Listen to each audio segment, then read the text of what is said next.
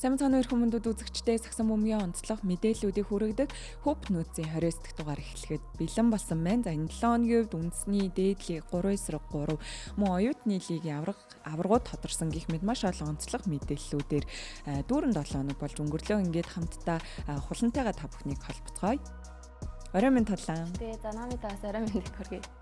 За энэ 7 өдрийн хувьд бас маш олон сагсан бөмбөгийн онцлог мэдээллүүдээр дүүрэн 7 хоног болж өндөрлөө. За юуны өмнө хамгийн эхлээд BCL-ийн хасын үлгүүд баг тоглох 4-р сарын 19 болон 21-нд тоглох тоглолтуудын талаар ярилцгаая. За тэгээд хасын үлгүүд өмнөх 6 тоглосон тоглолтыг бол 2 импорт тоглогчдоор явуулж байсан бол энэ 7 хоногийн 19-21-нд болох тоглолтуудыг 3 импорт тоглогчдоогоор тоглохоор гарын үсэг зураад байна. За энэ тоглогч болохоор Азия Тод 2 м 6 см өндөртэй ийм залуу байна. За энэ залуугийн талаар мэдээллийг бидэнд хүргэж. За BCL тасын үлгүүдтэй нэгдэх 3 дахь лигоноор тоглогч хэн бэ? Азия Тод гэж хэн бэ гэдэг асуултанд хариулгыг хичээе. За энэ тоглогчийн хувьд 2001 онд төрсэн байлээ. 25 настай. Яг тоглогчийн хувьд бол эд үедээ яваа залуу гэж ойлгож болно. За 4 номер дээр тоглодог. За энэ нь нас Чиманга болон Азаа нарт мэдээж самбар дор тоглоход илүү тухтай байдлыг үүсгэх юм болов. За тэгээд NBA-д бол 2021 оны 2 дугаар таргийн 31 дахь сонголтоор сонгогдож байсан Washington Wizards 2 улирлыг өнгөрүүлсэн эд хөгжиж яваа үедээ байгаа. За оноо авалт самбарын хувьд бол 2 орчим яг NBA-д бол тоглолт шийдэгдсэний дараа гаргадаг ерөнхийдөө минут бол олдохгүй байсан ийм тоглогч гэж хэлж болно. За тэгээд NBA-д орхосоо өмнө коллежийн сагсан бөмбөгт биш шууд G League-т тоглосон цөөн тоглогчид байдаг. Тэдний нэг нь бол Азия Тод юм байлээ. Тэгээд 12 оны 3 хоног G League-т бол дундчилж исэн ийм тоглогч байсан. За Азия Тод гэх залуу мөн Grand Valley Vipers гэд маш олон багуудад тоглож исэн ийм ариун туршлагатай ийм тоглогч байгаа. За тэгвэл энэ тоглогчийн арга барилын тухай ярилцвал ямархуу арга барилыг төлхөө ашигладаг тоглогч юм байна. За тоглолтын арга барилын хувьд 3 онооны шидэлтийн хувь нь бол маш сайн өндөр сайн шидэгч гэж бас ойлгож болно. Хурдан товтлохонд бол идэвхтэй олон байрлал дээр хамгаалах чадвартай гэдгийг бол онцлсан байсан. За скаутын тайлангийн нэлийн сонирхлоо тэгээд шүүмжилсэн нэг зүйл байсан тогтвортой тоглогч биш гэж бичсэн байсан. Зарим тоглолт дээр маш гайхалтай байдаг, заримдаа бол алга болчдаг. Гэхдээ энэ нь бол тэмч том асуудал бол биш байх ихэнх тоглогч нарт анзаарэгддэг байдаг зүйл юм болов. Тэгээд илүү сайн хөгжиж чадвал Tobias Harris, Lauri Markkanen гэсэн тоглогчтой харьцуулсан ийм бүр сайн скаутын тайлан бол байсан. За тэгээд Монголд бол энэ тоглогч ирэхгүй. За хүлгүүдтэй шууд 50-нд нэгдэх юм байлаа. За хүлгүүд 17-нд 50-нд очино, 18-нд Азия Тодтай хамтарсан бэлтгэлийг хийгээд 19-нд тэмцээндээ оролцсноо гэсэн үг. За тэгээд хүлгүүдийн зүгээс бол тоглолтын арга барил, хувилбар гэх мэтчлэн багийнхаа ерөнхий мэдээллүүдийг бол аль хэзээ Азия Тодод илгээсэн байгаа. Тэгээд өндөр хэмжээний импорт тоглогч учраас аль хэзээ эдгээр мэдээллүүдийн чийжлээд тоглолтын арга барил талаас нь хэрхэн хүлгүүдтэй уусах вэ гэдэгтээ аль хэзээ бэлтгэлээ бол хангасан байгаа болов гэж бодож байна.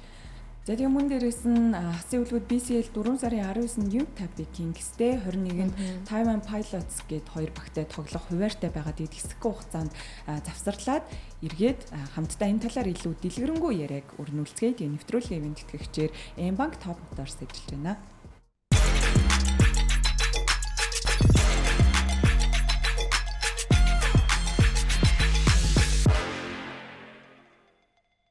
Нэвтрүүлэгт эргээд тавтай морил үзэгчтэй нэвтрүүлгийн ивент тэтгэгчээр Teso Group IT Zone ажиллаж байна. За бүгдд нь энэ өдрийн мэндийг хүргэе. За тэгээд сая хулан бит хоёрын бас ярьсанчлан сая BCL-ийн талаар бас ярилцлаа. 19 болон 21-нд оролцох тэмцээнүүдийн талаар ярилцлаа. Тэгээд Азия Тод гэх тоглогчийг сая бас мэдээллийг нь авлаа шүү дээ. Тэгээд ер нь багт хэр тохирох тоглогч гэж харж байна. За яг сүүлийн SET-с тоглолтоос бол хасын үлгүүдэд яг харахгүй нэг импорт тоглогч дахиад хэрэгтэй гэдгийг бид харсан. Тэгээд өмнөх дугаарт оролцож ирсэн ариун бол тасгалжуулагч эснэр яралтай болж авах шаардлагатай гэсэн эцсийн дүн ингээд шинэ тоглогчийг бидэнд танилцуулж байгаа. Ютач баяртай. Тэгээд 4 номерын тоглогч гэдэг бол Чиманга 102-оос яг харахгүй ачааллын үед хангалттай хуваагаад явчих болов уу гэж ингэж л бодож байна. Тэгэхээр яг тоглож байгаа нөгөө хайлайтсыг үзэхээр хэдий дөрвч гэсэн шийдэлт бол маш сайн юм биш үү? Өсвөртэй шийдэл, байрсан шийдэл гэж шууд бүгдийн сайн байдаг. Яаж ч бас л нөгөө хөлүүдийн тоглолтын арга барил тэгээ тохирно. Мэдээж бодогтой байдаж туслан өөрөө довтлогон дээрс олон сонголттой. болчихлоо юм. Тэгээд гол нь тэр дундын зайн шидэлтэн дээр хамгаалагчаа шахаад авч гад эргээд нөө фидвей хийдэг шидэлтүүд ч юм уу нэг үлдрээс хийдэг шидэлтүүд. Ер нь бол давталгааны арга бодлого нь сайн байна. Оноо авахтал дээр бол асуудалгүй л гэж харсан. Тэгвэл бас эсрэг багаас судалгаа хийж аж бас энэ тамирчин сонсон болов уу гэж одоо миний зүгээс харж байна. Тэгвэл одоо 19 тоглогдох New Taipei Kings-ийн талаар бас ярилцвал ер нь ямар хөө бүрэлдэхүүнтэй тоглогчтой баг вэ? За манайх бол юун дээр ESL дээр хэсгийн шатанд New Taipei Kings тоглож өглөөлсэн. Тэгээд Сакакены бэрцсэн ч гэсэн за нөгөө сүүлд шинээрсэн яг манай хөлгүүдийн эсрэг ихний тоглолтод оролцлыг онор нь Америк Харрис. Jordan ямар Харрис вэ? Харрис гэсэн нэртэй дэмжиж онор. Тэгээд тэр нь бол манайсаар баг 39 он авчдаг шүү дээ. Үнэхээр өндөр хөвтэй довтолчдаг. Тэгээд сая бас одоо яг манайхын 19-21-нд дарааж тоглох 52 тусдаа лигийн аваргууд нь яг BCL-ийн өрөөнд сая хэд хоногийн өмнө хооронд уучраад тарахад олон онооны зэрэгтэй Taiwan Pilots нь New Taipei Kings-ийг буулгаж авсан байлээ. Гэтэ яг мэдээж New Taipei Kings-ийн талбай дээр бол манайх сайн хэдхэн сарын өмнө очиод хожигдох байсан. Одоо бол хор ширтэ үзэх болов те.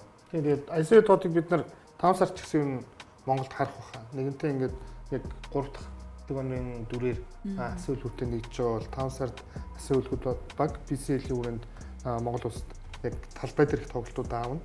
Банк аренад. Тэр энэ тоглолтууд дээр бас ICA харах болов гэж бодож байна. Тэгээ саяас ориглиснэр илүү чансаа өндөртэй багийг нь бол Taiwan Pilots гэж бол харж байгаа юм байна тийм. Сая тийм л үү тийм шүү дээ. ESL-дээ сая бүр 2 тоглолоо шүү дээ. Финал Японы Utsunomiya Breaks-тэй тоглоод Австралийн амжилттай өвдөр легонруудын өвдөж гисэн аргагүй үрлэн хэлтэй Тайван. Ер нь хамгийн хэцүү уучраа л гэж ойлгож болохоор. Ялч ч хамгийн чанга уучраа. Хэдүүлийн хамттаас оюутны лиг рүү орцгоё. Өчигдөрхөн болж өнгөрсөн оюутны лиг дивизион 1-2 эмэгтэй багуудын аврах шалгаруулах тэмцээн болж өндөрлөөд өчигдөрхөн дууссан байгаа. За тэгээд оюутны лигийн тухайд эмэгтэй багийн хувьд Изис Eagles баг оюутны лигийн 2025-аас 26 оны улирлын авраг багаар шалгарч байна. За тэгээд энэ багийн тухайд 32 жилийн түүхэнд анх удаага оюутны лигийн авраг болж байгаа баг гэдгээрээ бас маш онцлог сэдв байлаа. За тэгээд өчигдрийн тоглолтуудаас ер нь үзнэ үү? Ер нь оюутны лигийг үзэж байгаа. Яг төгсгөл хайлайт харж юмсан. Өчигдөр бол оргил мөнх битээр яг MCS дээр 3-3 лайт квесттэй байж таарсан. Тэгээд яг энэ хайлайтуудыг харахад яг Монгол Улсын их сургуулийн шонхрууд л гэж бид нар ер нь хөвчлэн ярьдаг байсан шүү дээ. Аврагууд те түүхэн домогт баг гэдэг. Энэ дээр ер нь бусад багуудын чансаа тэгээд нэмээд тоглолтын арга барилыг төсөөр болчихжээ. Арын албыг харсан ч гэсэн ер нь маш олон хүний бүрэлдэхүүнтэй ингэж ажилладаг үзсэн. Тэгэд энэ дээр за мэдээж финалийн тоглолт багийн амжилт бол маш чухал. Гол нь тэгээс драфт 1-2 хэмбэ гэдгийг яг энэ тоглолтоор бас ер нь шийдвэл томчлохс болох байсан боловч нөгөө мань хоёр маань хуйлаа л өчигдөр 4-р үедэр бас таарах юм байлээ шүү. Өөртөө бүр маш олон удаа поронт суул гарч ирчээд бүр совсол довтлогоонуудаа би ч маач алдсан, нэмц зэгч алдсан, чухал өчлөө шийдэлтүүдийг нэмц зэг бол маш олон удаа алдсан. Гэтэ сүүлд яг бичиг маань шийдвэрлэх үед чухал хоёр шийдэлтүүд бол ургаагаад тэгээ багаа өчлөлтлөө. Ер нь бичиг маань нэмцэг гэж ярихаар одоо драфтын нэгээр илүү сонгогдох боломжтой тоглогч нь оргил мөнхөд хиннэ. Баястай яг үнийг хэлэхэд энэ төр гэж хэлэхэд бас айгүй хэцүү. Мэдээж хуйлаас нь жоохон байрлалын өөр тоглогчд та бичиг маань бол цэвэр бол бүрчээр тоглодог бол нэмцэг тоглогчдор тоглодог. Хуйлал мундаг хамгаалдаг, ахин биетэй айгүй тийм атлетик тамирчид байгаа шүү дээ. Тэгээд яг мэдээж нөө драфтаар авж байгаа багууд аль тоглогчийг нь аль тал дээр нь илүү хөгжүүлэх боломжтой вэ гэдгийг л харж байгаа. Стар бол одоо яг ур чадвар бас надад дийлэн зөрүү бол байхгүй болов гэж байна.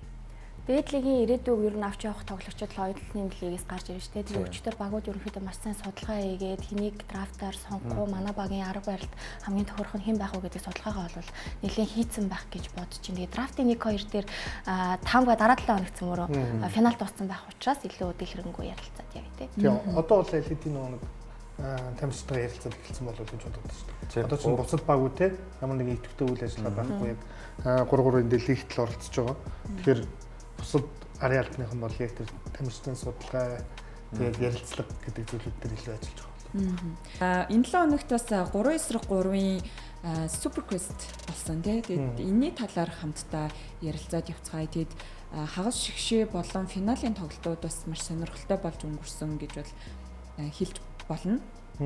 Super Quest бол юм л дээ яг Монгол улсад 3-3-ын улирал эхэлснийг одоо олон улсад зарлагч гэдэг юм уу тийм. Монголд болдог анхны уламжлал болсон юм олон улсын тэмцээн. Тэгээд энэ тэмцээнээс шууд World Tour ирэх авдгаараа онцлогтой. Бусад челленжер бусад улсууд бол ингээд дотоодын стоп лигүүдээсээ челленжер ирэх аваад челленжерээс World Tour руу гардаг гэх юм уу. Тэгээд оройн мөнх яг квестийн талаар бол илүү мэдээлэл.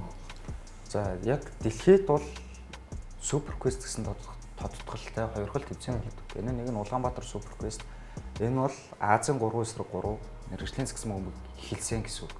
Азта. За Европод бас нэг Супер Квест болдог. Ер нь бол яг он цаг хугацааны үед бол яг л манайхтай бараг ижилхэн болдог. Байсан өнгөрсөн жилүүдэд энэ жил бол гэсэнгүү тэгээд Европын Супер Квест Франц юм уу Германд л болдог. Энэ хоёрын лалинг нь болдог. Тэгээд энэ хоёр дэлхийд хоёрхан байдаг Супер Квест гэснээр Европ болон Азид за ер нь ингээд дэлхийд 3-3-ийн улирал эхэллээ гэдэг бол мэдээж байгаа гэсэн үг. Гэтэ энэ жилийн Улаанбаатар Супер Квесттэй зэрэгцээд бас нэмэрчлэн тэмцээн явуулчлаа да. Хятадд нэг челленжер явуулчлаа. Тэгээд түүний өмнөх жилүүдэд бол одоо манай ах бол 22 оноос хойш энэ тэмцээнийг Улаанбаатар Супер Квест гэж зохиож байгаа. Тэгээд 22 оноос одоо ингээд 26 гэдэг чинь за ер нь 25 хүртэл гэж бодгоо 4 жилийн хугацаанд манайх хамгийн их нэмэрчлэн тэмцээн хийдэг байсан гэсэн үг. Тэгээд энэ удаагийн Супер Квест болохоор за гадаадын 5 баг ирсэн. Тэгээд Казахстан, Япон, Солонгос, Америк, за нэг нь юу ч Японы 2 баг ирсэн шүү дээ. Ингээд 5 баг ирсэн. За үлдсэн багууд бол дандаа дотоодын баг байлаа. Тэгээд хамгийн гоё одоо сайшаалтай магтууштай зүйл нь дотоодын баг өрсөлдөөн гэл. Сайн Супер Квест дээр үнэхээр айхгүй байлаа. Төрүүлсэн завхан сайн скор баг 2 жилийн өмнө төрүүлжсэн завхан сайн скор баг хэсгийн шатнаас гарч ирсэн гэх юм уу те. Үнэхээр гоё. Тэгэхээр хэдүүлэн хамтдаа бас хавс шгшээ багийн тоглолтуудаас эхлээд харцгаая. За энэ тоглолтод Цүкуба сансар багууд тоглосон. За тэгээд энэн дээр яг юу ажиглагдсан бэ? За энийг бол би харахад бол онооны тэргүүлтэд явж исэн сансар баг сүүлийн мөчөд оноо алдснаар дуусч байгаа харагдсан шүү дээ тий. Энэ дээр одоо яг тоглолтын ямар арга барил дутуу эсвэл бол яг илүү төлхөө юу яаж ажилласан бол ажил байгуулах боломжтой байсан гэж харж байна. Яг уу сансар багийн хувьд бол өнгөрсөн нөө дотоодын квестээр харж төгсгөлөө хийдэггүйсэн тийм үү. Явж байгаасэн ингээд тоглолтын их нь болон дунд хэсэгт сайн тоглолтог үзүүлдэг. Төгсгөл дээр яах вэ болохгүй байсан л та. Гол нь тэгээ 3-3-сан мөчөд 4 хүн тоглож байгаа. 4 дөрвөлээл өрнжигд сайн байх шаардлагатай тийм. Сансар багаас сүүлийн тэмцээнд харахад зүгээр болор эрдэнэ байлаад үлхэн байлаа. Өсгөр болон за бүр ялангуяа жиг утгын шийдэлтүүд унахгүй байгаа учраас хамгаалалт нэгт чинь утга дээр төлөхгүй байна тийм. Волко дээр өөр нь 2 ойрхон хамгаалж болчиход байхгүй. Яа тэгээд эдгээр тоглогчдоос гэх юм бол өсөх хоёрыг би бас яг ингэж юу гэдгийг 3-3-ын туршлага нэмгэн гэдэг утгаараа тодруулж харахгүй байна. Харин чин утгын хувьд илүү одоо багийн те болор эрдэнэ хэмжээнд ч юм уу ингэж лид байх хэмжээний тоглогч болов гэж бодоод байна. Яг энэ тоглолтод сүүлийн одоо тэр шийдвэр гаргах моментууд бол дандаа болор эрдэнэлүүл ирээд байгаа байхгүй. Бусад тоглогчдод бол ингээд ерөөсө болор эрдэнд яг хариуцлагыг өрүүлэх гэдэг чинь тэр ч байдлаар бас нэг хоёр довтлооны байдалтай бөмбөг алдсан санагдаад байна. Тэгэд энэ тоглолт бол маш чухал байлаа. Хэрвээ энэхүү тоглолтод очсон бол манайх Чиндүү World Tour ирэхийг авна. World Tour гэдэг бол 3-3 хамгийн том тэмцээн. Тэгэд яг бас сонсон мэдээгээр бол яг одоо энэ сансар багт тулгуурлаад одоо энэ эрх дэлхийн аврагт оролцсон гэсэн зүйл бол сонсогдлоо. Тэгээд дэлхийн авраг бол за Польш, Варшавт, нийслэлтүүд болохоор байгаа. Тийм 6 сар тулгуур тийм. Тэгээд за юу тийш дүлгөө явах, болор өртөнд явах. Тэгээд Найцаас сугараг айгуу их асууж байгаа юм лээ. Тэгээд Найцын арын алба болон за 3-3 Монгол холбоо хоорондоо зөвшөөрөл одоо юу гэдэг явчих юм бол сугараа дэлхийн аврагт явах өндөр магадaltaй. Тэгээд нийт төлөвчөөр бол хараахан шийд гараагүй байгаа гэсэн зүйл бас сонссон. Тийм сугараа дүлгөө Волко. Тэгэд манайх одоо бас эх 28 оны Олимпиад бол орох өндөр магадaltaй. Бүр маш өндөр магадaltaй. Би бол баг 50-с дээш хүтэй гэж хэлнэ. Тэгээ хэрвээ тэрхүү Олимпиад оролцох юм бол бас Олимпиад орох бүрэлдэхүүн яг одоо энэ баг дээр тулгуурлаад бас явах. Ер нь л өндөр магадaltaй. Тийм тэгээд өчигдөр яг 3-3 Light Quest эхлэхийн өмнөх хөтөлбөртөн дээр ч гэсэн ойлгомжтой мэдээллүүдийг өгч ийсэн. Тэгээд миний хувьд ч гэсэн сонсоход их таатай байлаа. Олимпийн наадам гэдэг бол манай ялангуяа эрэгтэй огийн хувьд бол мөрөөдлийн тэмцээн байгаа. Тэгэхээр туудахгүй мөрөөдөл биелэх болтугай л гэж хүсэж байна. За тэгэлгүй байх уу. За тэгээд энэ бичлэгний артлаас бас финалийн тоглолтын хайлайт гарна. За финалийн тоглолт бол бас маш гайхалтай болсон. За тэгээд Naurus Mazes гэж тоглогч ямар гайхалтай өндөр ур чадвартай тоглогч вэ гэдгийг л яг энэ тоглолтоос бүр илүү сайн харсан тоглолт боллоо гэж бодож байна. Тэгээд яг ялч үзэхгүй бодвол хичээл зайгаал явуулсан л да Улаанбаатар. 3-3-ыг ингэж тоглодгийг.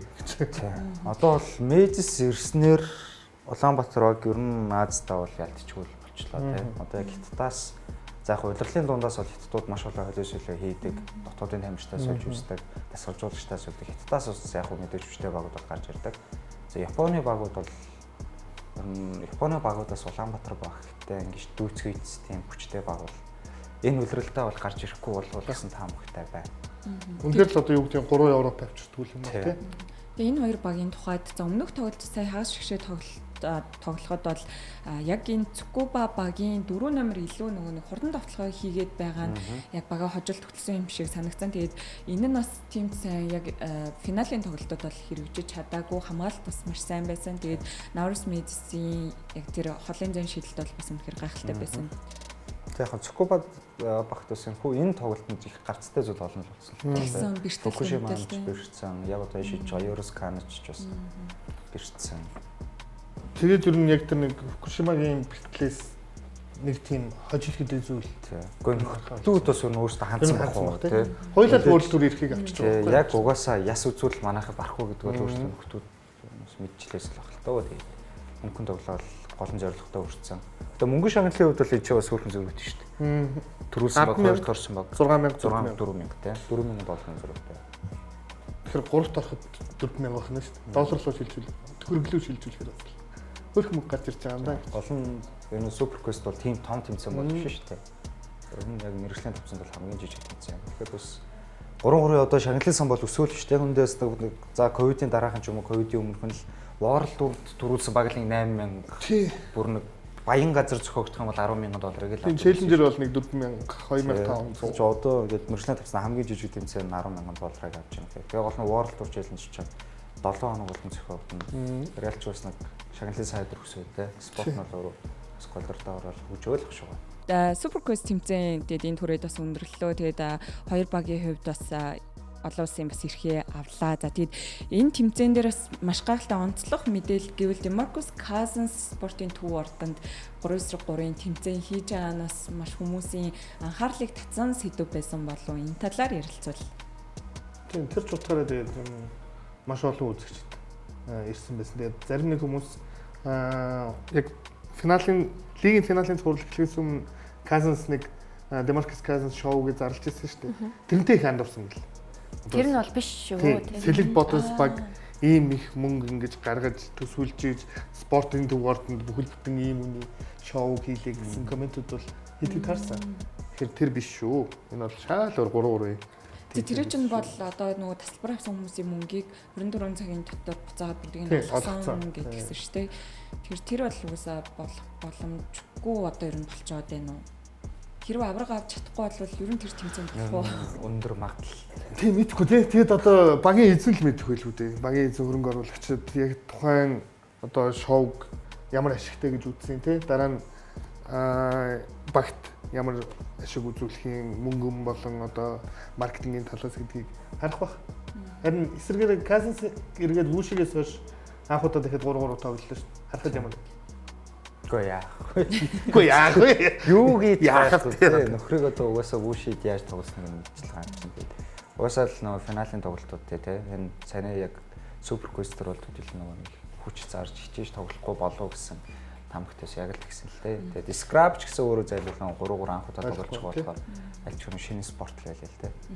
Тэгээд Сэлэг Ботос багийн хувьд ягаад Cousins, Scrap гэх мэт яг ингээд хэрэгтэй тоглогчдоо яг Супер Квест руу явуулсан гэж зүгээр санагдаж байна. Тэгээд тамирчид нь жишээ нь Кадра, Ананд, Бэлгөөн гэх тоглогчид бол яг Улаанбаатар MMC Energy багтаа гэрээтэл байгаа л да тий. Тоглох ёстой. Тэгээд нэмээд Deck одоо Cousins, Scrap, Тулга гэдэг ингэж хэдэн тоглож. Сая тоотлоход яг тэр Супер Квест бодсон 9 тоглож байна. 9 тоглож.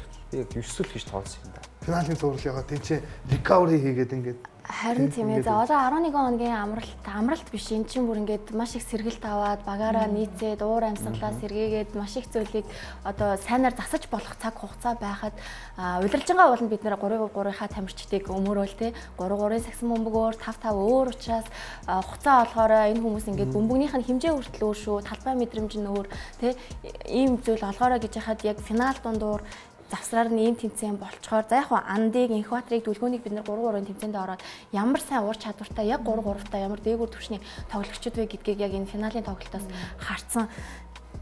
Тэгээд би жоохон Cousins Scrap гэж орж ирсэн. За нөгөө хэдийг нь бол ойлгож байна. Яагаад заавал Cousins Scrap-ыг оруулж ирж ингэж хоёр баг гаргаж оруулах шаардлага байсан бол ер нь бол мөнгө хөргөл галдан гэдээ явцсан ч болох л байсан шүү дээ. Яг олон улсын тэмцээн болохоор бас магаараад ороод үзүүлээд юу.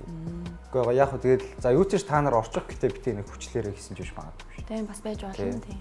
Яг мэдээж тодорхой хэмжээнд Cousins оруулчих, Scrap оруулчих. Энэ тэмцээнийг хүндэтгсэн те бас нэг томдоологчд орууллаа гэтээ бол нөхчлөхгүй шүү. Одоо тэгэл зөвхөн дотоодын ингээд 2 квест явж штэ. 2 стоп явахад хуулинд нь бодонсын томдоологчд ороогүй л байхгүй. Дандаа залуучууд нь орсон байхгүй гэж бодохоор бас нэг талаас нь харж тэгж харж байна тийм. Зүгээр л яхаа олон улсын тэмцээн гэдэг утгаар л жоохон арай чухалчилж авч үзсэн байж магадгүй. Тэгээд нэг ийм мэдээлэл яваад байсан. Одоо Cousins-ыг Австралид гэрээ хийсэн байна гэдэг ч юм уу. Тийм зүйл бол огт биш. Одоо Fox Sport-ийг яг мэдээлснээр Demarcus Cousins болон Jaren Jackson Jr. хоёрын оролцох Австралийн Мельбурнд болох энэ нь зөвхөн NBA-ийн фэнүүдэд зориулсан арга хэмжээ ивент гэж ойлгож байна. Тэрнээс биш тэмцээн биш. Энд бас одоо 2K тоглогч юм уу, тоглогчдтой уулзалт, гарын үсэг зуруулах. За тэгээд амьд хөгжмийн тоглолтууд, цагсан бөмбөг амьд хөгжим хоёр хосолсон ийм entertainment зүгээр ийм ивент болно. Тэрнээс биш энэ бол тэмцээн биш. Дээрээс нь бүр 5 сар гарсны дараа 14-17-нд болох ийм хуваартай байгаа. Тэгэхээр Demarcus Cousins тийшээгээ явах гэж бас яарад л тий энд финалаа нэг тоохгүй байгаа гэсэн яриа бол буруу шүү гэдгийг л яг би хэлэх гэсэн. За одоо хамтдаа бүгдээрээ 3 эсрэг 3-ын олон улсад болон дотоодын тэмцээний хувааруудыг хамтдаа харцгаая. За энэ хуваараас харахад лигийн 3-3 лигийн хуваарууд бид нар гэж байна. За тэгээд квест тэмцээний хуваарууд бас харагдаж байгаа. Үүнээс онцлог нь яг оргил мөхтэй өчигдөр ч гэсэн ярьж байсан. 6 сарын сүүлийн 7 хоног гэх юм уу та. Ерөөсөө Монгол улсад яг Squadron талбайд 3-3-аар амьсгалсан энэ фестивал маягийн өдрүүд болно. World Tour, Women's Series тэгээд Squadron Challenger гэсэн ийм 3 тэмцээн хамтдаа явагдах байна. Нийтдээ 6 өдөр тийм. Яг хөө за саяных бол манайх зохион байгуулах тэмцээнүүд Улаанбаатар баг олон улсын тэмцээнд хизээ оролцох вэ гэх юм бол энэ 7 хоногт утсан номын өтцөө номыг явуулсан. Өтцөө номын гэхдээ байлаа. Байгаагүй. Тэгээд тэрний дараа 7 хоногт буюу одоо эх 7 хоногийн амралтын өдрүүдэд Чиндүг оролцсон. Энэ бол Улаанбаатар багийн хамгийн анхны мэргэжлийн тэмцээн болж байгаа шүү тий. Тэгээд тэсний зүгээс бас яг World Tour-ын тэмцээнүүдийг албасаар шууд амжуулан хүргэдэг. Тэгэхээр Монголын баг оролцсон ч одоо тэгээд сансар багч гэсэн өвчтөе бүрэлдэхүүн дуушлаа. Манай 22 онд гэтэл одоо дэлхийн шалгааны топ 10-т багтдаг 2 багтай байсан. 22 онд төлөв 22 бага. Одоо сансар баг бүр Манилагийн борд 3 морд ордог үе. Тэр үед манайх Улаанбаатар баг 6 дээр сансар MMC Energy 9 дээр байсан. Одоо тэгээд нэг тэр цаг дуудахгүй ирэх болов гэж бол найж байна. Тэгээ олимпиад циклж эхэлчлээ. Манай 3 сагсан бөмбөгийн холбооч гэсэн өнгөрсөн жилүүдийг бол энэ жил бүр маш эрчтэйгээр одоо ажиллаж байна. Тэгээ маш их хүчийг хаялаа. Тэгэхээр энэ жилийн 3-3 бол ер нь хүлээлттэй системдүү дээгүүр амжилтын бохоо тасрахгүй болов гэж бодож байна. Тэгээд хамтдаа хэсэг хугацаанд завсарлаад үндэсний дээдлийн финалийн 3 дахь тоглолтын талаар хамтдаа ярилцгаая. За тэгээд нэвтрүүлгийн ивент итгэгчээр Unitel MCS Coca-Cola нар ажиллаж байна.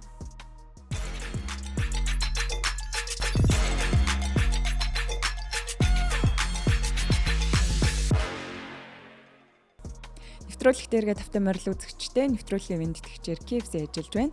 За бидний сүүл ярих сэдв болохоор үндэсний дээдлийн финалийн 3 дахь тоглолт уржигдархан болоод өнгөрсөн байгаа. За тэгээд өмнөх 2 тоглолтуудаа дүгнэнгээ бас 3 дахь тоглолтын талаар ярилцаад явцгаая. За тэгээд 2 багийн хувьд өмнөх 3 дахь тоглолт хэрхэн болж өнгөрөв? За тэгээд ямар санагдсан бэ? Ямар санагдсан гэхээр мэдгүй нэг тийм ерөөсөө хүсэл зориг харагдахгүй байсан надад. За ямар ч гэсэн маш их хүлээлт бол байсан. Лиг өөрөө 11 хоног финалийн цуврал завсарласан учраас 11 хоногийн дараа Бодосоос юу гарч ирэх болоо, хөлгүүдийн эсрэгтэд ямар хариу нүүдэл хийх болоо гэсэн маш өндөр хүлээлт байсан.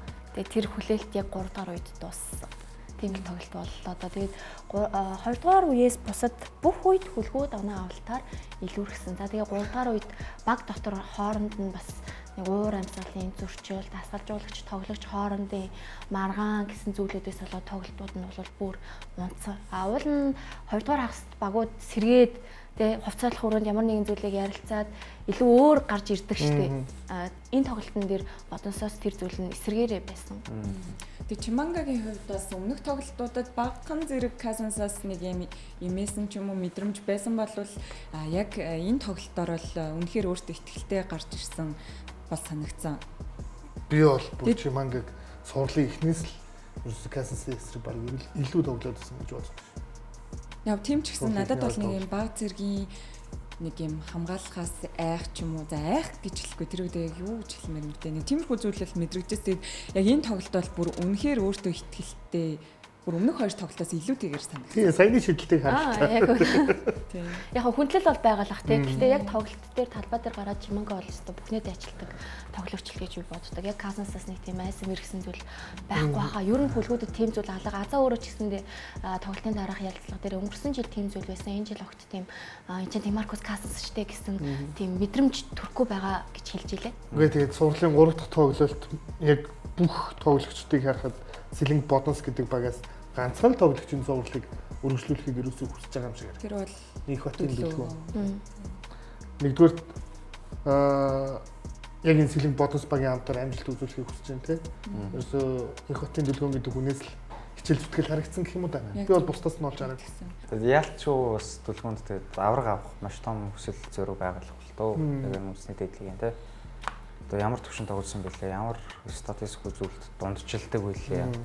Тэгэл энэ үндэс ялангуяа одоо энэ яг нэгдсэн дээдлигээс хойш бол яг бэртэл гимтэл төдийлөн олон уучрааг бол бас лайхтар байсан шүү дээ. Бродерс ямар болоо, Бродерс бараг л трипл одоо дабл дундчтай байсан. За тэгээд түүнээс хойш Knights очоод плей-офф дээр тэр хуруугаа болдог тий. Knights-ийн дүлгүүн ч гэсэн амар л байсан шүү дээ. Хувцсалх өрөөнд тэгээд ер нь хагас дээр их юм болсон бохоо. Ер нь бараг барьцалтж авсан юм шиг санагдсан шүү дээ. Надад бол тэгээд эргээд талбай дээр гарч ирэхдээ ч гэсэн Scrap Net 2 хэрэлдлээ тий. Багийн эзэн дасгалжуулагчаа түлхэж авлаач гэдэг юм. Багийн эзэн дасгалжуулагчаа түлхэж авлаач гэдэг юм. Тэгэл мэдгүй. За нэг яг авууштай одоо үзүүртэй зүйл нь гэх юм бол энэ цувралд хараагүй тийм контактууд тий хоёр багийн хоорондын нэг одоо юу гэдгийг хүсэлтэй яг нэг плей-офф уур амьсгалыг тэрийг мэдэрсэн. Их олон контакт. Яг нэг тийм зүйлүүдийг бол мэдрүүлсэн.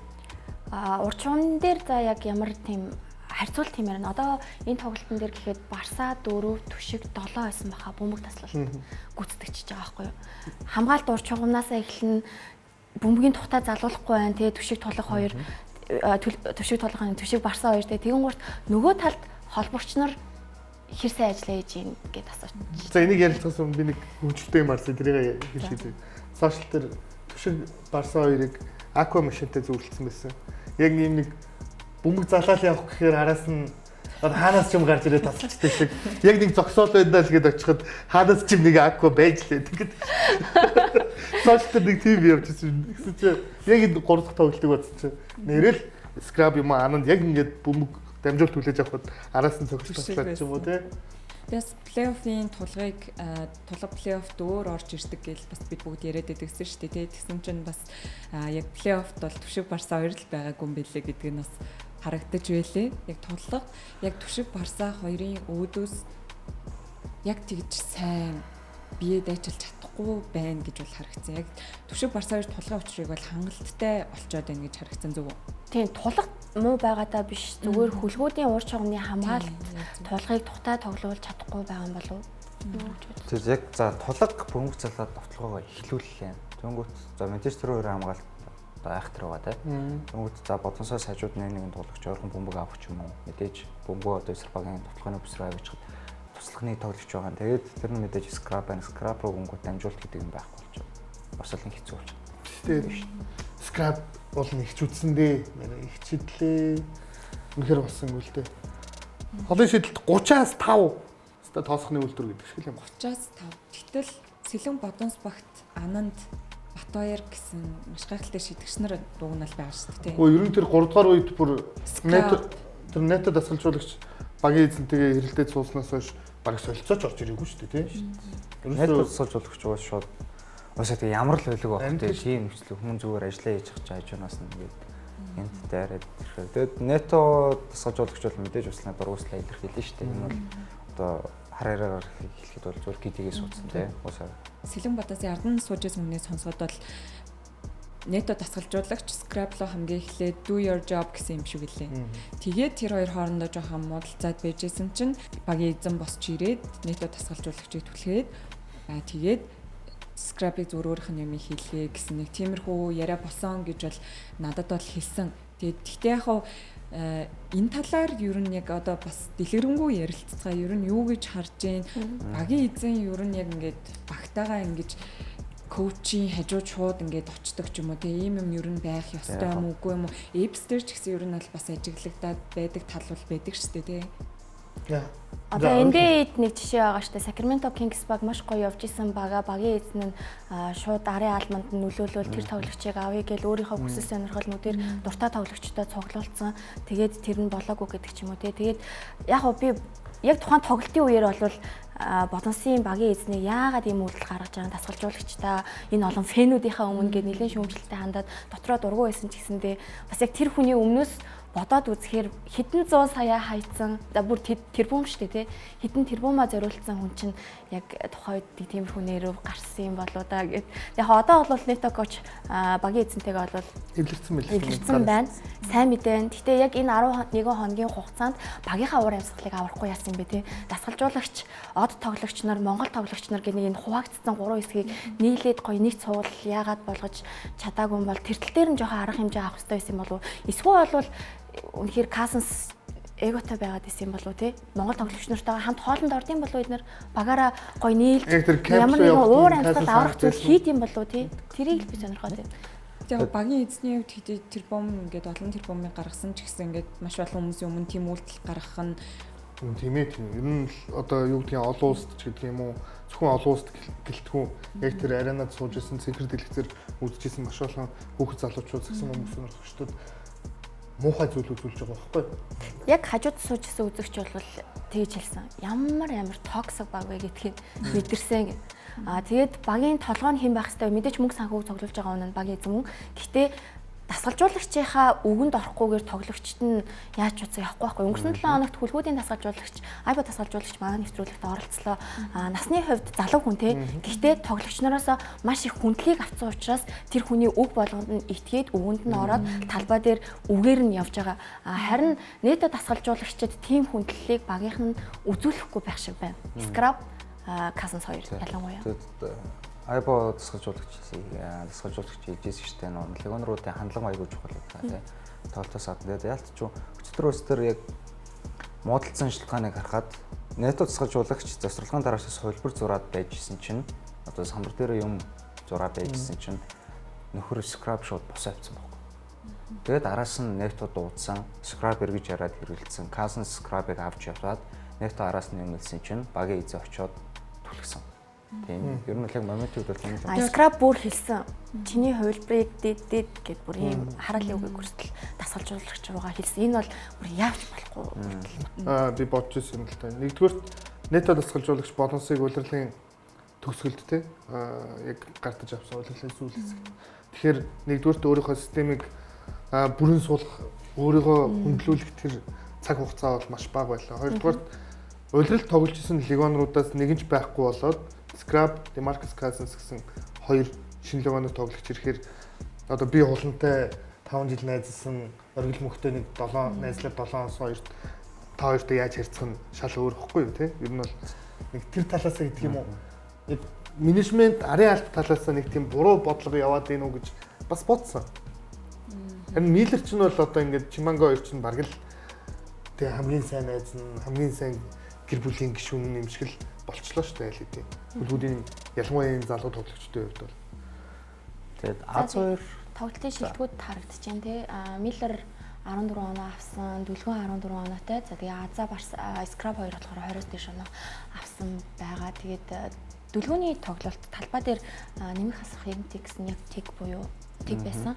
Скраб болохоор 2 байсан. Тийм маш бага байсан. Тэгэхээр яг л нөгөө хамгаалтын зөрүүл үнэхээр маш их үүсгээд байна л та. Уг нь бол яг энэ тоглолтын статистикийн нарийн залаад ирэх юм бол бодон самбар тайхтар биш те. Дүлгэн 9 самбарын 6 давталгааны самбар, Экватор 8 самбарын 5 давталгааны самбар ч юм уу. Давталгааны самбарт айгүй монд үйсэн. Тэгсээр нөгөө айлтшуултэл скрап нь очиол шидээх юм дөө. Тэгээ 12 шидэхэд 2 хэлээ. Нийт давталгааны үе бараг 30 эдтэй илүү байлаа. Тэгээ дөрөс нөө багийн тоглолт гэж байхгүй. Нэг тоглогч хэд их одоо шийдвэр гаргасан тоглолтууд. Тэгээд нэмээд уг нь Экваторт бас бодтой талбайд хийж болох зөндөө боломж байсан боловч өөрөө бас тэрийг ашиглаж таагүй. Тийм тэгээд 10 хүртэл 12 чөлөө хүртэл салчаадсан оног уг нь ойртуулсан шүү дээ. Тэгээд Касансаас бас бөмбөг алт айгүй их байсан. Өөрөө довтлохгүй. Тэгээд яг Касансаар бөмбөг ирэхэд өөрөө Зландер сайн довтроос үгүй бол барьж байгаа нэг айгүй эрсдэлтэй дамжуултууд яг нөө шууд К-пас түлхүүр паснуудыг өгөх гэж айгүй хичээсэн. Тэгээд тэдний эсрэгээрээ бас маш их бөмбөг алталт болоо явчихсан. Тийм яг бидний нэг сүүлд ярьжсэн бас нэто тасгалжуулагч багийн тэгээ муудалцсан тэр хэсэг төр ч гэсэн тоглолт хэрэгцсэн л байхгүй юу? Ямар ч солилцоо орж ирээгүй, ямар ч хувилбар зураагүй, арын албаных нь скрап нөр олон дараалал шийддэг штеп. Тэн дээр бол яг хуу хэрвээ нэто тасгалжуулагч зөөр яхан хэвийн байдалд байсан бол аль хэзээ авчих байсан байхгүй юу? Тэр 3 дугаар үе дээр бол өрнөл бараг л 5 болон түүнээсээ шийдсэн шүү. Зур заалж орж ирвэ шийдэж хэдэн давталгаа дарааллаад тэрний орон зур Касанс ороод ирсэн бол бас өнөчлөл ямар ч болохгүй юм блэ тий. Бодносын туслах тасгалжуулагчид тэгээд нето коуч дээр очсон л доо. Тэгээд багийн удирдаач гүйсэн тэгээд үгүй гэдээ өөрөө гараагүй. Тэгээд хинт ч муу. Толог бас утган нэрийн толог бас багийн эзэн дээр очиод ингээд хооронд овчроо олоо гэсэн ч юм уу тий. Өтөж Наба дээр очиод багийн эзэн Наранбаатар дээр очиод юм хэлсэн чинь багийн эзэн болохоор шууд нэтээр орснаа ингээд тэгсэн. Тэрс айлталтаа нэлийн төв гэдэлтэй байсан. Гэхдээ энэ бичлэг гарч байхад аль эзэнээ бид нар дөрөвдөг тоглолт бол гарцсан байгаа. Мэдээч багийн эзэн дасгалжуулагч хоёр бол уучраа олцсон учраас уур амьсгалын хувьд арай дээрдсэн байх гэж найдаж байна. Авраг тодорсон уу? Эсвэл бол дөрөв тэгээр финал дууссан уу мэдэхгүй байгаа шүү тий. Үгүй тий дөрөв тэгээр финал дууссан байлаач үгүй байлаач бид нар тийм нэг сэлэн бодонсоос хүсэл зориг хармаар байгаа байхгүй. Миний хувьд бол финал шүү дээ тий. Финал гэхэд жоохон ондмоор талхаад байгаа үстэй. Ер нь бол тийм. Ерөөсөө нэг тийм за дууссан сургалтаач гэдэг юм уу. Гадаа тоглогчоос нь ч тэр дотоодын тоглогчдоос нь ч тэр нэг тийм хичээл зүтгэл гэдэг зүйл огтхон харагдахгүй. Уг нь тоорвч нь их тийм нэг ирэмгий те багаа мотивацжуулдаг өөрөө үг хэлээрээ ч юм уу ингэж багаа илүү сэргээдэг юм тоглогч. Ерөөсөө энэ сургалт дээр тийм зүйл харсангүй. Тэгээд 3-3-ын тоглогчдоос гэх юм бол сургаанц Дүлгөн гэж хүнийг л тэр талбай дээр ярьж байгаа Дүлгөн л ялээ тий. Багийнхантайгаа юм ярьж байгаа, зоригжуулж байгаа тий. Сэлгийн сууж байгаа тоглогч нар хэн ч хинтэйгэж юу ч ярихгүй байна. Тэгээд та нар багийн солилцооны талаар юу гэж одоо дүгнжин жишээлбэл эсрэг талд А2 гэдэг ч юм уу хурдтай өндөр одоо юм тоглогчид гарсан байх үед дэлгэр нэмийг ер нь түлхүү Экватороос илүү олон минут тоглуулад байгаа юм шиг санагдсан. Тэнгүүд надад бол ингээд ажиглахад Экватор байгаа үед бол илүү оноо цайтай гэдэг ч юм уу хамгаалалт бөмбөг авалттай тийм хамгаалч гэсэн ингээд сайжирдаг гэд нэмэх үзүүлэлттэй байхад нето коуч ер нь л дэлгэр нэм их дуртай л байгаа юм шиг санагдсан. Энэ дээр ер нь ямар санагдаж байна? Яг тэгээд бэлтгэл дээр хэн илүү хөлбөртэй нийцж байна те. Энэ илүү одоо байж болохоор тэрийг л тэр сонголтыг л хийж байгаа байх л та. Зүгээр шууд одоо кадраа дургу болоод ч тэр юм уу кадраг гаргахгүй дэг гаргаад байгаа гэсэн үг шүү. Яг бидний тоглолтын дээр бол дэлгэр нэмийг бараг ашиглаагүй. Бидний өнцгөөс бол ерөөсөө кадраа л надад бол илүү зохицохоор санагдав. Миний анзаарснаар бол зур Касан сууж байгаа үед хөвчлэн дэхэл гарч байгаа хгүй нөө Чиманга дээр тулах гэж л гарч байгаа шүү дээ. Навчтар бол одоо дэлгэр нэм бас оноо хүсэдч одоо хэцүү шүү дээ. Нэг тоглолт гараа 5 оноо авах үгүй л байгаа шүү дээ. Зөв Чиманга дээр дулна. Тэгээ Чимангаг хайшч өгнө. Скрап бол гэтээ яхаа скрапын нэр нэг магтвчдад самбар цай үздэг байхгүй тий. Бус чиг биш. Юутэж самбар болгоно төлөө тэмцдэг. Тэгээд Инхватор бол яг үндэ Чимангаг бас торгооно гэж бол хэцүү. Тэгээд юу тохиолдсон мэдгүй юу гэсэн яг иржсэн скрап бол биш болчлоо тий. Энэ бүхүүдийн хамгаалттай холбоотой юу, багийн дотор уур амьсгалтай холбоотой юу ч гэсэн яг тэр Монголд ирээд эхний нэг 14 хон жисэн ч юм уу. тэр скрабыг бол бид нар харах ойлчлоо. Тийм.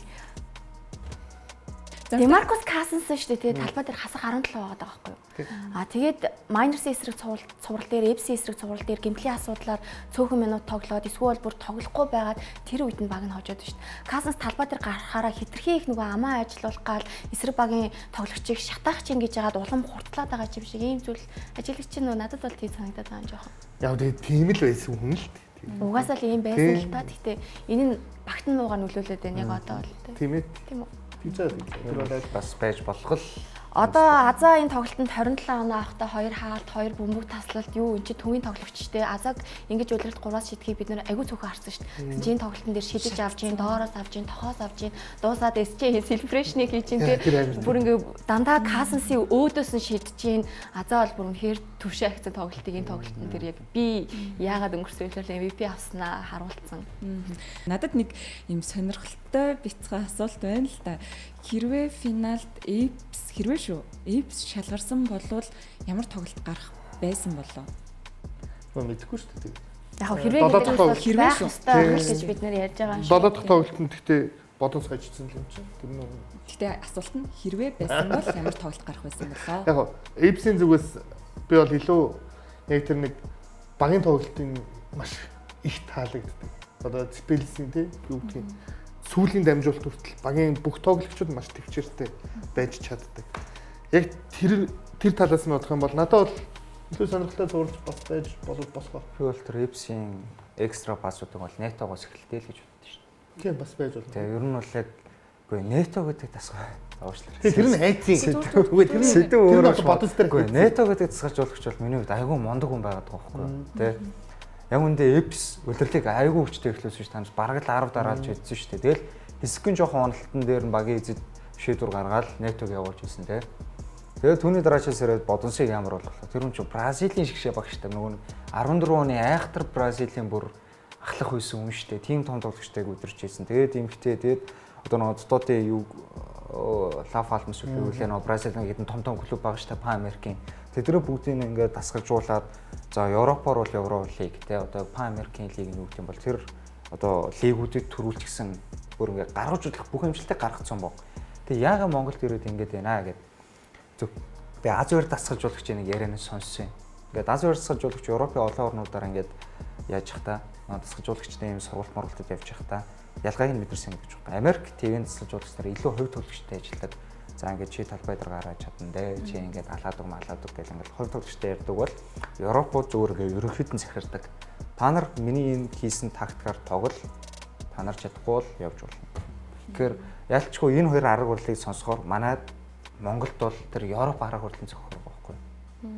Хий. Тийм биз дээ. Тэгээ хий та нар чадахгүй бол зүгээр зайлагчид баг манай монголчууд илүү ам. Бусдаар бол ингээл манай монголчуудгүй яг үндэ тийм шүү дээ. Ингээл чи талбай дээр гараа залаад бол чи мундаг гээдвэл яг үндэ таньд тэгээд илүү аудр шүү дээ.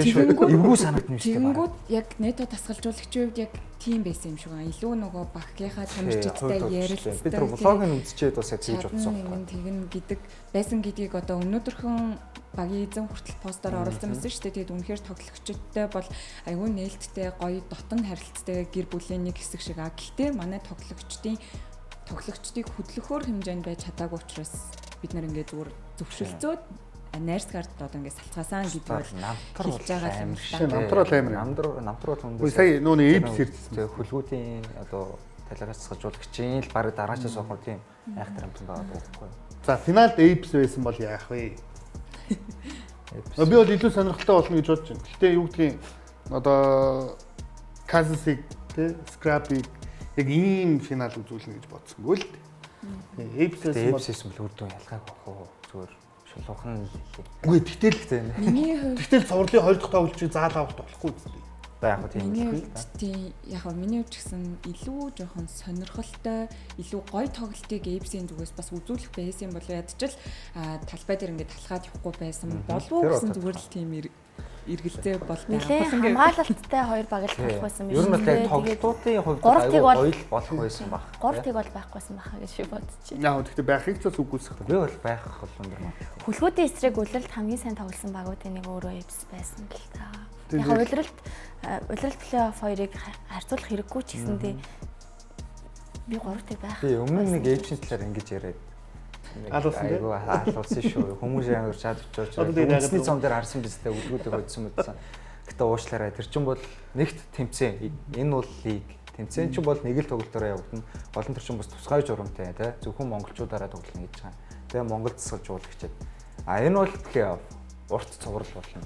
Цуврал доороо иж дөрөв тоглолт болоход. Тэгээ гол нь үндэсний цомын финал дээр ер нь бол баг үр дүн тодорхой болчихоо гэхэд Эпс бол үнэхээр гайхамшигтай эргэн ирэлт хийж хоцсон. За одоо яг ингээд DM-ийг хамруу бичиж байгаа. Цувралт ингээд доорож 4-5 тоглолт гарах уугүй бол бас үгүй. Тэгээд олон ч хүн ер нь хийж байгаа. Эпс фан уучлаа яа. Одоо яг манай оргил бүхий гэж хэлснийхаа дараа харамсдаг хийж байгаа шүү. Тэгээд ямар ч тач энэ цуврал яг өнөөдрийн дугаар гарч байхад бол финалийн 4 дахь тоглолт гараад нэг бол хасын үлгүүд баг аваргын цомоо өргөцөн байж байх. Нэг бол бид нар дахин урт цувралыг харах боломжтой болсон байх баха. За тийм. Хэрвээ цуврал дуусахгүй бол цувралын 5 дахь тоглолт 4 сарын 24-нд, за 6 дахь нь 4 сарын 26-нд, 7 дахь тоглолт нь 4 сарын 29-нд болох нэ. Дахиад нэг 10 хоногийн завсарлага байна да. Хэрвээ зөв миний хувьд бол ингэж бодож байна. 16-ны өнөөдрийн тоглолтоо хэрвээ Сэлэн бодоос хожсон болвол 5 дахь тоглолт дээр хожих магадлал бас өндөр байх боломжтой гэж харж байна л да. Тэгэхээр 19-20 тоглох 2 тоглолтыг л онгоцны гэл маш их нөгөө нэг ачаал ядаргаан дунд ирдэг штэ тий хасын үлгүүд чи ер нь бол өндөр ачаал дунд тэгэхээр илүү ядралт өндөртэй бас байж таарах юм болов гэсэн зүгээр нэг тийм гордлого бол байна. Зөвхөн шүлгүүд бол өнөөдөр амт тавих уу тий. Өнөөдөр амт тавих. Эртхэн дуусгаад зөв шүрдэж чайчаал олуулсан. Тэгээ BSL рүүгээд тэгээд их олон юм ярьж болно л да. Өнөөдөр хэрвээ цуврал дуусахгүй гэх юм бол бодонс талаас мөнгө талаас аач тэр тий 4 сарын 29 шүү дээ. 29 хүртэл Казанс байх хэрэгтэй болох нь байна. Скраб байх хэрэгтэй болох нь байна. Дэлхийн аль ч сагсан бөмбөгтэй оронд за плей-оффод бол 3 төгөөс эргэж болт юм байж. Финалийн шатанд бол нэг ч тохиолдол байх хэрэгтэй. Юу. Тэгээ хэрвээ бодож тэрийг Казанс үзүүлэх гэсэн юм байна. Яг нь сайн талаас нь харах юм бол 4 сарын 16-нд тоглолцоод яг энэ 24 хүртэл бас нэг гэп гарч ирж штэ. За өнөөдөр яаж хийж байгааг тожчих юм бол нэг багийн доторх асуудал те юу гэдгийг хөлгүүдийн хамгаалтыг хэрхэн одоо давх хувч гэдэг юм уу энийг дахиад нэг удаа ярилцах нэг хэд хоног байна. Тэгэхээр бас намайг ярьж байгаа бас боломжтой юм шиг байна. За одоо ингээ миний ярих байгаа энэ хэдий өвлөг болсон яриа хэдий ямар баг финалд хүрч чадах вэ гэдэг чинь амар хэцүү байгаа хгүй. Энэ багийн системтэй итүүгийн ирвэстэй хийсэн хамтын ажиллагааны гэрээ ямар чухал байсныг тэр чигтээ нотолж байна. Барса Азаа хоёрыг за тэгээд түшгийг Бэндэр яг энэ тоглогч нарыг яг итүүгийн ирвэсүүдтэй хийсэн хамтын ажиллагааны гэрээний хүрээнд авсан. Хүлгүүдийг сайн залуу ирээдүйтэй тоглогчоор хангах үүрэгтэй харин зөрүүлээд хүлгүүд итүүгэнд юу өгөх вэ гэхээр заал техник хэрэгсэл бусад тусламжуудыг үзүүлэх ийм үүрэгтэй. Тэгэхээр бусад багууд ч гэсэндээ ийм зүйлүүдийг хийж болно шүү дээ. Барса шиг аль нэг тоглогчоо маш гоё хөгжүүлж болно шүү дээ. Одоо энэ хүлгүүдийг хийж байгаа видео эдитний төвшин бүр үнэхээр өөр төвшөнд хүрчлээ. Ямар гоё хийж нэг тоглогчоо яаж гоё пүшлж гин те энэ багийн ирээдүйн энэ шүү гэдгийг фэнүүдтэй таниулж гин. Тэгэхээр бусад багууд ч гэсэндээ яг ирээдүйтэй нэг тоглогчоо ингэх ёстой юм болов уу. Тэгээд энэ жимийг яг хүлгүүдийг дагаад алхвал бодонс хүлгүүд хоёрын боссон байдлыг харахаар шал өөр юм л да. Тийм л дээ. Тэр бол үнэ. Зэвүүцээ эхлээд уртгаад дуусгаад. Одоо ингээд өнөөдрийн Барса хэрхэн бий болсон бэ гэж бодохоор Сэлгэний суудалд суухт нь сэргэлэх чимээгүй байдгүй. Чихэн дээр ингээл юм яриалтай. Одоо талбай кар ингэдэг гээд дандаа юм ярьж идэг. Хүлгүүдийн яг тэр бэлтгэлийн үеэр дууссаны дараа эхлэхийн өмнө зөвхөн 30 минутыг сэргэлэх ингээд нэг хүлэн мис тасалтай тий муу эсэ хэрнээ зөвхөн Барсатай 30 минутын бэлтгэлийг хийдэг байсан гэж байгаа байхгүй юу. Тэгэн гурт яг нөгөө талд Томиах Азааг тэгж бэлдсэн байгаа байхгүй. Тэгэхээр яг ингээд нэг үе тамдсан яг холбоосоо бий болгоод байна шүү дээ. Яг ийм зүйлүүдийг бусад багууд бий болгох хэрэгтэй байна. Чин зөрөг туслахсаж бодогчос өвдөж маань Facebook дээрээс л харсан одоо тэр пэйж хүмүүс авахгүй нэг тийм подкастэнд яриа өгсөн байлаа. Манай багийн нөхөн сэргээл одоо хоолны төлөвлөлттэй ер нь одоо ингээ эрүүл мэндийн талаас болно. Бус багуудаас болно тасарсан гэдэг дээр бол өөр тэр хүн ч өөр айгүй ихтэй байлаа. Бус багууд манайх шиг үежиж олгуулсан тэмцээнд манайх шиг юм доктортой байх боломжтой юм үйл хаалгач нэг дээр бол бүр үнэхээр тийм ихтэйгээр ярьж байлаа. Тэр нь ч гэсэн өгөн л баг л та бүр. Өмнө нь ч яг ингээд багуудтай ажилладаг байхад яг тэр хоол зүйчтэй Эмчнэр ярьдаг байсан. Нэг шиг төмснөөс ер нь шийдэгддэг зүйлч гэж байгаа шүү. Тэгэд хөлбөрт одоо ингээд амралтын үеэр бүх тамирчид өөрөөр хоол иддэг. Яг эд одоо энэ улирлын үеэр ч гэсэн бүгд өөрөөр хоол иддэг. Яг л өөртөө тэгж байгаа байхгүй. Тэгэхээр бол тэгэхээр л айхтарлаа. Багийн дотоод зохион арай байгуулалт ямар сайн бэ гэдэг ярьж штэ. За тэгээс манай нэвтрүүлгийн дуусах цаг болсон байна. Тэгээд хамгийн сүүлийн асуултаа асуугаад тэгээд бүгдээрээ дуусах цаг. Тэгээд өнөөдөр яг энэ нэвтрүүлэг гарч байгаа түрүүн бас хэлсэнчлээ яг 4 дахь тоглолт дууссан байх болно гэж тэгжсэн шүү дээ. Тэгэхээр эхнээсээ зүйлээ хамтдаа ямархуу дүгнэлт гарсан байх бол гэж таамаглаж байна. Үр дүн үү? Энэ бол гэхдээ зүгээр л таамаг юм чинь. За өнөөдөр дууссан байх бол дөрөв тэгж. Тийм би бас аль хэдийн талбай дээр яг одоо энэ нэвтрүүлэг цацагдахаас өмнө хулантай аврагуудтай ярилцчихлаа гэж байна. Бас тэгээд дахиад хэлээ бүгд хүсэх хэрэгтэй байна. Ерөөсөө. Энэ чиний ажил, энэ тэрний ажил гэхгүйгээр яг л нэг цул болоод ядаж энэ аврагуудыг тэгээд өнөөдрийн тоглолтод хожгол хэрэгтэй. За ямартай ч миний хувьд бол энэ тоглолт 3-1 болсон байгаасаа гэж хүсэж байна. Үзэгчдийн хувьд бас илүү олон бас илүү сонирхолтой тоглолтыг үзхийг хүсэж байгаа болов уу гэж бодож байна. За тэгээд энд хүрээд манай өнөөдрийн нэвтрүүлэг маань өндөрлөж байна. За тэгээд нэвтрүүлгийн ивент тэтгэгчээр Mbank дорс ажиллаж байна. Тэгээд өнөөдрийн бас онцлог ярилцлагын өнгөрүүлэлцэгчдээ бүгдэнд нь баярлалаа. Тэгээд бүгдээрээ оройг сайхан өнгөрүүлцгээе. Баярлалаа.